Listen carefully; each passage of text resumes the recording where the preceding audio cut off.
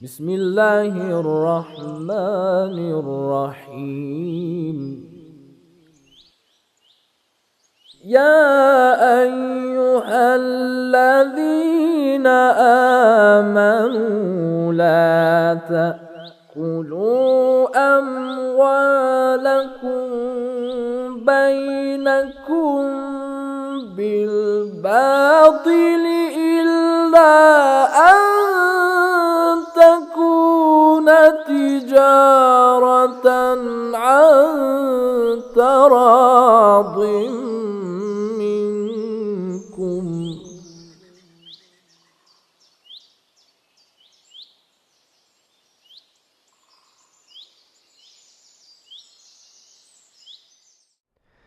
بسم الله الرحمن الرحيم وبه نستعين والسلام والصلاة على سيدنا ونبينا أبو القاسم المصطفى محمد اللهم صل على محمد وعلى محمد وعلى آل بيته الطيبين الطاهرين. En el nombre de Dios, el compasivo, el misericordioso, la paz y las bendiciones de Dios sean con el profeta Muhammad y su descendencia purificada. Bienvenidos nuevamente a estas clases de Ahkam o leyes prácticas. Vamos a seguir viendo algunos más de los contratos que se hacen según la ley islámica.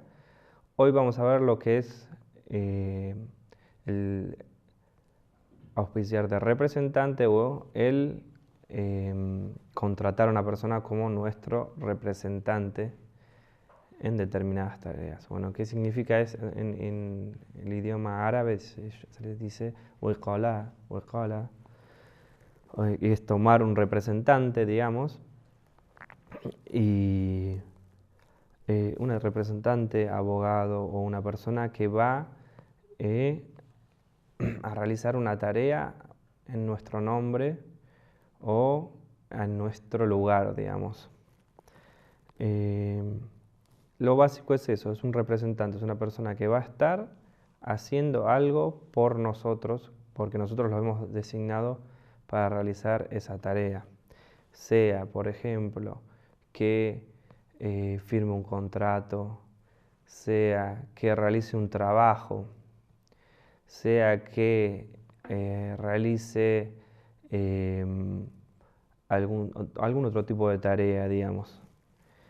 Bien, para que una persona pueda ser nuestro representante tiene que responder a distintas condiciones. Primero, tiene que poder hacer esto que nosotros le asignamos. Por ejemplo, vamos a asignar a una persona para que firme determinado documento.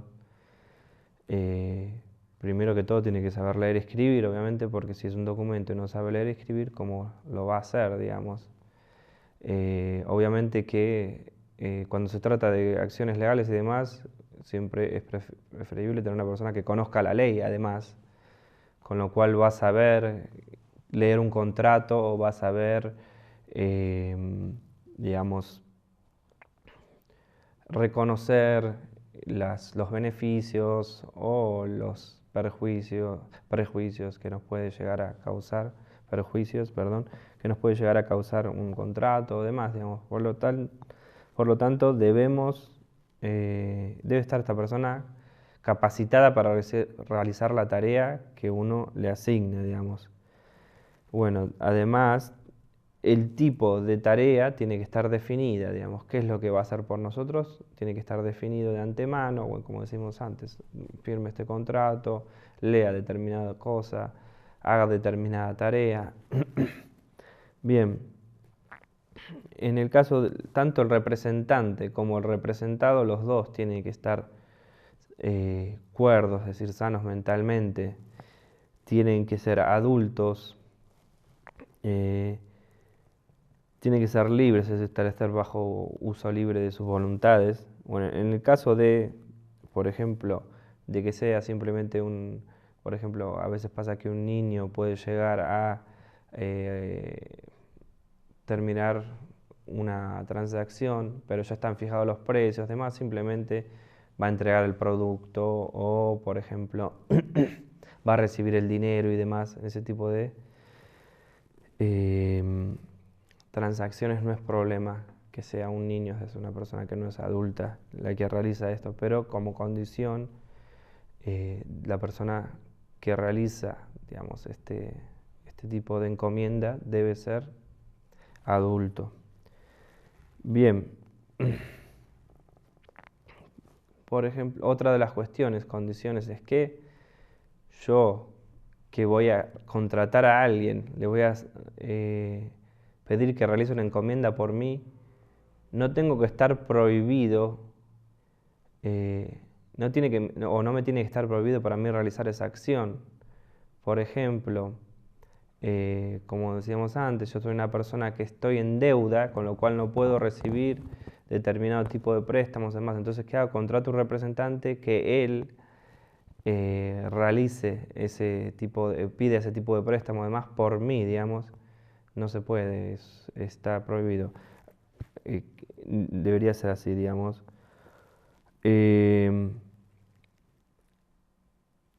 La otra cuestión, el hecho de ser representante también que no tiene que tener condicionamientos. Por ejemplo, yo voy a ser tu representante si el día fulano vos no estás o vos no llegás a venir a esta ciudad, entonces yo te voy a hacer de representante. No, en el momento que se hace el contrato tienen que estar las cosas claras, y este tipo de condicionamientos que hacen ambiguo la transacción o el acuerdo deben evitarse, porque van a implicar después malentendidos y problemas, con lo cual de entrada tiene que ser claro, y los condicionamientos en este tipo de, como es una tercerización, deben evitarse. Bien, en el caso de tomar a alguien como representantes, no hace falta que haya un tipo de fórmula o una frase especial ni en árabe ni en castellano, simplemente que tienen que hacer un acuerdo entre dos personas. Por ejemplo, una persona dice, sí, vos vas a ser mi representante, él dice, bueno, acepto, ya está. Es decir, un acuerdo entre el representante y el representado. Con que haya entre esas dos personas un acuerdo es suficiente, con que sea de palabra. Bien, esta cuestión que decíamos antes, que si en el caso de que nosotros estemos impedidos de realizar esta tarea, aun cuando sea a nivel religioso, por ejemplo, nosotros estamos en el Hajj, ¿bien? En el Hajj se sabe que, como uno está en estado de Ihram, como habíamos dicho antes, que se nos prohíben determinados tipos de cosas, por ejemplo, el casarnos, está prohibido casarse durante el Hajj. Entonces no vamos a pedir a un vakil, bueno, vos andá y auspiciame de representante frente al padre o frente a determinada o cual mujer, y llevar adelante digamos, un compromiso de casamiento con determinada o cual familia o con determinada o cual mujer. Eso no lo puede hacer porque en ese momento está prohibido de casarse. Es decir, religiosamente le está prohibido, por esa circunstancia en que está en la peregrinación, casarse en esas condiciones. En el caso de hacer esto va a ser nulo. Tanto el casamiento como su hajj va a perder el estado de ihram, con lo cual toda su práctica va a ser nula.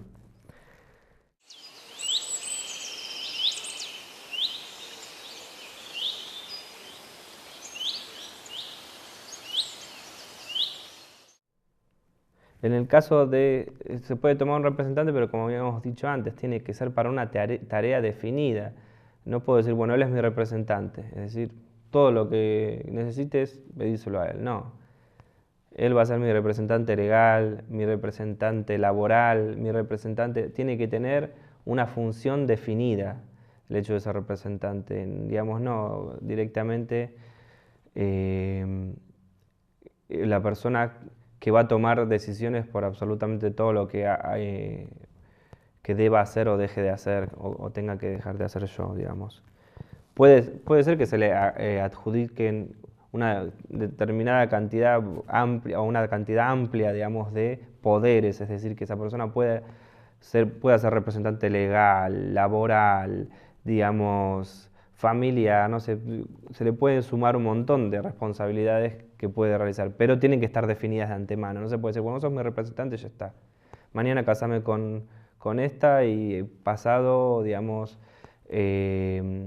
hacemos firmar un contrato laboral y pasado no. Siempre tiene que la tarea por la cual va a ser encomendado el representante tiene que estar definida entre las dos partes.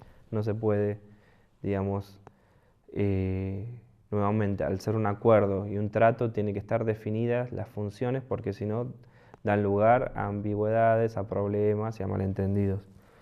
Bien, incluso podemos tener a un no musulmán, digamos, como representante. Por ejemplo, como decíamos antes, mi agente laboral o mi abogado son tipos de representantes, digamos. Esa persona va a ser la que me consigue trabajo, la que me firme mis trabajos laborales, o esa persona va a ser la que va a ser mi representante ante la ley de tal o cual determinado gobierno. No es un problema que sea musulmán o no musulmán. Se puede encomendar a una persona que no sea musulmana, digamos.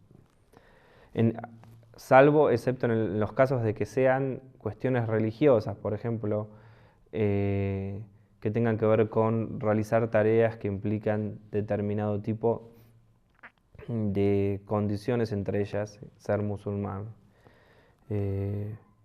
Pero para lo que son cuestiones legales y demás que están fuera de la ley islámica, no hay problema que sea un no musulmán, digamos. Excepto, por ejemplo, que uno le encomiende a un no musulmán el hacer daño a otro musulmán, o el difamar, o el ejercer algún tipo de daño sobre un musulmán. Es decir, eso está prohibido y anula este tipo de trato o acuerdo, digamos. El representante puede anular su responsabilidad en cualquier momento. Es decir, yo soy abogado o representante de esta persona, en cualquier momento puedo decir, bueno, ya está, no soy más tu representante, me cansaste o me volviste loco, o no sé lo que fuese, o no, esta tarea no la puedo realizar, o tengo que hacer otros trabajos, o conseguí otra persona que me paga 3 veces más lo que me estás pagando. Todo este tipo de cosas el representante lo puede hacer.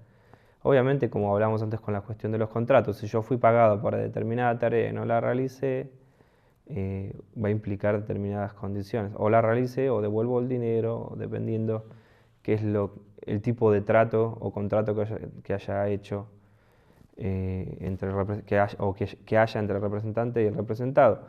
Pero, en este caso, el hecho de poder romper ese contrato está en manos del representante o contratado en todo momento, digamos.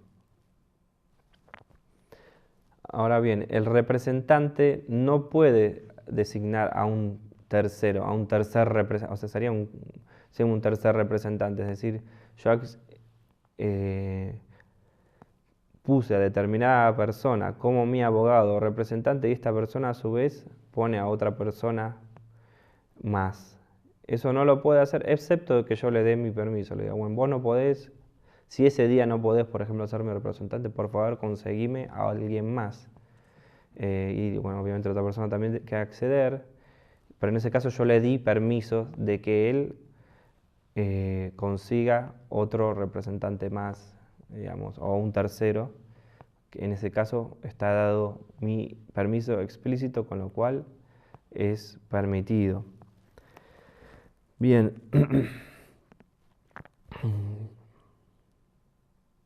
En el caso de, por ejemplo, yo tomo a una persona, a un representante, para que realice determinada tarea, y para que realice esa tarea necesita, por ejemplo, determinada herramienta, determinado útil, por ejemplo, vaya a determinado lugar y firme el contrato y le presto mi auto, vaya con mi auto. Obviamente, cuando vuelva tiene que devolverme el auto o, bueno, lo que fuese, digamos, vístase con determinada ropa, no tengo ropa, bueno, uno le da una ropa adecuada para esa encomienda. En el momento de volver va a tener que devolver lo prestado, es decir, el contrato implica la tarea a realizarse, no que va a tener que tener una paga, o digamos, a veces se puede acceder a una paga, o a veces simplemente porque es una persona, un familiar o demás, se hace como un favor.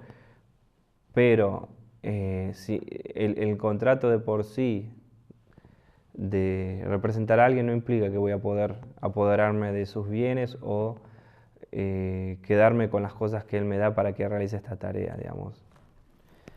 Bien, en el caso de que el representante o el representante, que el representante o el representado fallezcan, cualquiera de los dos, el contrato entre estas dos personas queda nulo. En el caso de lo que se encomienda también sufra un daño o se destruya, por ejemplo, te encomiendo que me lleves estos rebaños o estas vacas o, como decíamos antes, este auto a determinado lugar. La vaca o el rebaño se pierde, se mueren los animales, en ese caso se anula la cuestión de representante. Ahora, el que fue representante, si él fue el causante de este daño, por ejemplo, él destruyó el auto por utilizarlo de mala manera, por no tomar cuidado, o por ejemplo en el caso de animales, no los alimentó, los dejó en un lugar descuidados y demás, en ese caso va a tener que retribuir lo que le fue encomendado al representado, pero en el caso de que no sea así, no es necesario. O sea, si la persona, por ejemplo, me dieron el auto y en la mitad del camino se rompió sin que yo haya hecho nada fuera de lo común, no es mi obligación pagárselo. Lo mismo con un rebaño, lo que fuese, por ejemplo, una vaca se enfermó, pero yo tomé los cuidados y demás, pero bueno, se enfermó, Dios sabe por qué, y falleció, no es mi responsabilidad. Siempre y cuando, como habíamos dicho antes, que no tenga que ver con haber tenido una irresponsabilidad o haber realizado los trabajos de cuidado de ese bien que se nos puso a nuestra disposición de mala manera. Bien, y hasta aquí hemos llegado con esta cuestión. Espero haber sido claro. Vamos a continuar la clase que viene con otros temas. As-salamu alaikum wa rahmatullahi wa barakatuh.